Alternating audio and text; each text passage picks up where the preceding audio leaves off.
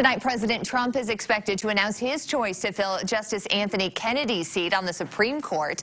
The president will address the nation from the East Room in prime time. And as KCAU-9's Mark Meredith explains, one senator says he's already voting no even before a nominee is named. President Trump is building up suspense for his soon-to-be-announced nominee for the Supreme Court. The president tweeting, quote, "I have long heard that the most important decision a U.S. president can make is the selection of a Supreme Court justice." Political expert Gary Nordlinger says he couldn't agree more. It's about the biggest decision a president can make, especially in this case where, he is really putting a second serious conservative on the Supreme Court. The White House is hoping for a speedy confirmation process, and Nordlinger says it's likely the Senate will vote on the nominee before October.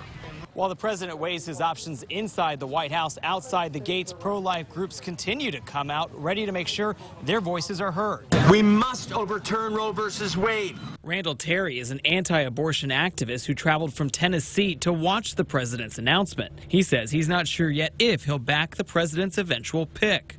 We don't know what vetting process they've gone through.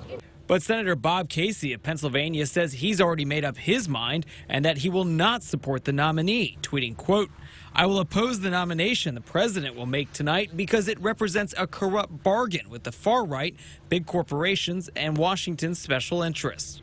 But Nordlinger says the confirmation battle rests with a few key senators, like Democrats from conservative states or pro-choice Republicans. In Washington, I'm Mark Meredith. If you want to watch that decision live, you can right here on KCAU 9 starting at 8 o'clock.